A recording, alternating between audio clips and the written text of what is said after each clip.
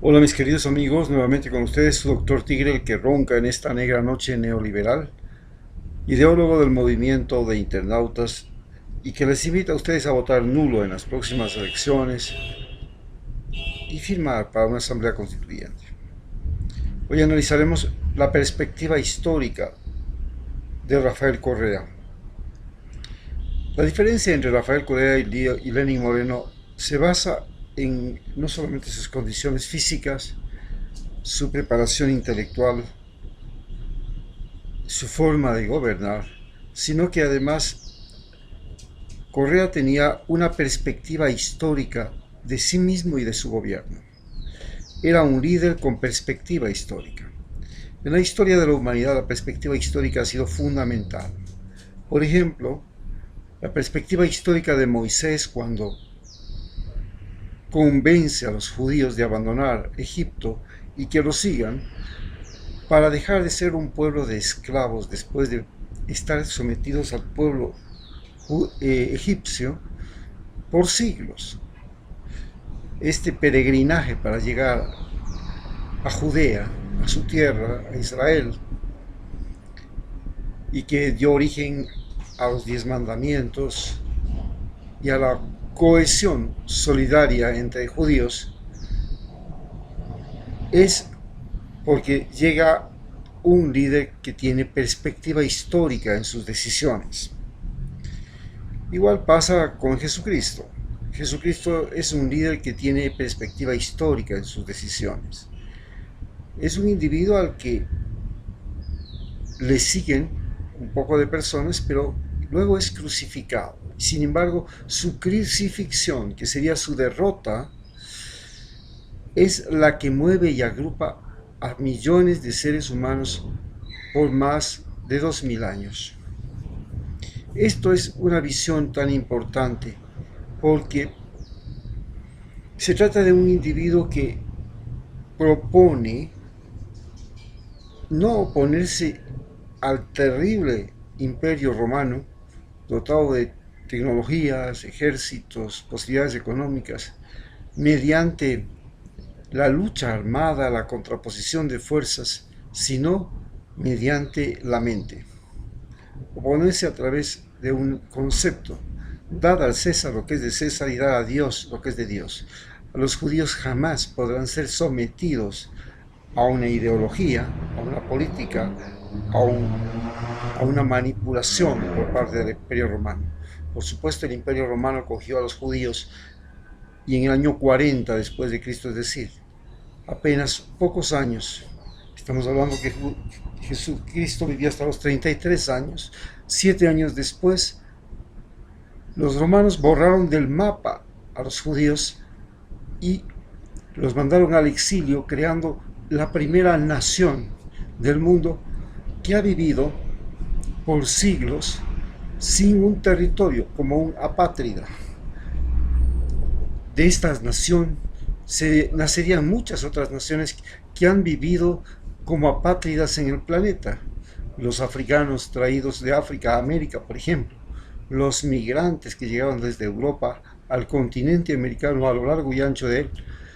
Y así han habido gente que se volvió apátrida, individuo que no vivía en su país y que tampoco iba a otro país a conquistar, sino que llegaba y convivía con la gente. Esto fue lo que hizo el pueblo judío gracias a la inspiración de Jesucristo y a la acción de los romanos. Pero han habido individuos con perspectiva histórica, por ejemplo, George Washington, Benjamin Franklin, que tuvieron la idea de hacer un gobierno sin reyes, una forma de gobernarse sin reyes. Esto era inaudito para ese tiempo, pensar en un gobierno sin reyes. Habían reyes en el Incario, en la Amazonía, en todas partes. Pensar en naciones, en tribus, en regiones gobernadas sin reyes era un imposible. La idea de los norteamericanos de tener un gobierno en el que periódicamente se turnaban las personas, ya no se llamaban reyes sino presidentes, y que cada individuo ya no era un súbdito sino un ciudadano, fue un concepto revolucionario. Era una idea con perspectiva histórica. Cuando Rafael Correa llega al poder, propone un gobierno en el cual los seres humanos se organizan mediante el concepto de ser iguales en base a deberes y derechos. El mismo concepto de los Estados Unidos, ser ciudadano. Pero le añade algo más interesante todavía. Le añade el carácter de ser un ciudadano sudamericano libre. Este era un concepto nuevo y diferente, ser libres. En Estados Unidos también se hablaba de libertad, pero la libertad se convirtió en un cautiverio económico. Libertad es para el que tiene plata, para el que no tiene plata es pobreza, y la pobreza no es libertad. En cambio, el criterio de Rafael Correa era: no vamos a tener una sociedad con pobres, vamos a tratar de sacar a los pobres de su martirio, de su patología, de su problema, y los vamos a ayudar. Para eso utilizaremos todos los recursos del Estado a fin de eliminar la pobreza. Pero además, al organizar su gobierno, le da derechos a la naturaleza, porque la naturaleza ha pasado a ser el individuo más, es el, digamos, el ser, porque hablemos de ser, la cosa concreta del planeta más débil y lábil en este momento. Antes de todo lo que es la antropogénesis, que para muchos comienza con la conquista de América, en que los europeos traen y llevan productos animales, cultivos, etcétera, etcétera, y cambian la organización del planeta.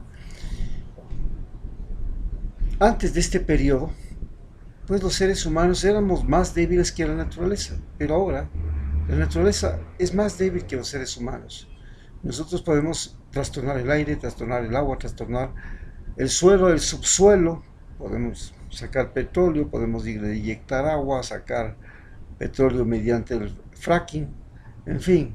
Pero además podemos extinguir especies masivamente, podemos tener redes industriales de pesca que acaban con grandes regiones del mar que dejan sin vida. Gran parte del mar en este momento ya está desertificado. Y la vida, que no es doméstica y no es la vida humana, está en seria amenaza porque hay una diaria y prácticamente por hora desaparición de especies. El hombre se ha convertido en el mayor agresor y la naturaleza en el sujeto más débil del planeta. Ante esta situación, Rafael Correa propone una constitución para proteger la naturaleza. Y es la primera constitución del mundo que le da derechos a la naturaleza. Esto le da una perspectiva histórica. En cambio, Lenín Moreno actúa completamente de otra manera. Le da la perspectiva antihistórica. Esta perspectiva antihistórica se caracteriza porque las personas vuelven a vivir como vivían en el siglo pasado, bajo el control de partidos políticos, bajo el control de sectas religiosas, bajo el control de ricos, bajo el control de famosos. Esto era una parte del siglo XX, era el modelo de gestión del siglo XX. La sociedad humana estaba bajo las suelas del que más plata tenía, del que tenía el partido político, del dictador, del ricachón, del famoso. Esto logró ser confrontado por Rafael Correa y se pensó en la seria posibilidad de tener una sociedad alegre, no como la sociedad que vivimos, la sociedad triste, donde cada inauguración, cada sábado era un motivo de alegría y de fiesta, de celebración, porque el país construía, porque el país se hacía, porque el país se creaba. En cambio, hoy vivimos el gobierno de los cuyes. ¿Han visto cómo viven los cuyes? Son animales tristes que se esconden, que viven en grupo, viven a las sombras. Eso es lo que se vive ahora. Un gobierno de cuyes, de gente que se agrupa todos para gritar en contra del gobierno anterior, para culparle de todo al gobierno anterior, para vivir la infelicidad, para vivir la falta de esperanza, la ausencia de obra pública, la ausencia de posibilidades, la ausencia de la gran dificultad de conseguir empleo. El gobierno dice que ha dado un montón de millones de dólares para la inversión. ¿Quién quiere invertir? Pues si no se sabe si el próximo año las cosas van a bajar los precios o van a subir los precios. Entonces no sabemos porque vivimos una deflación. Muchas gracias.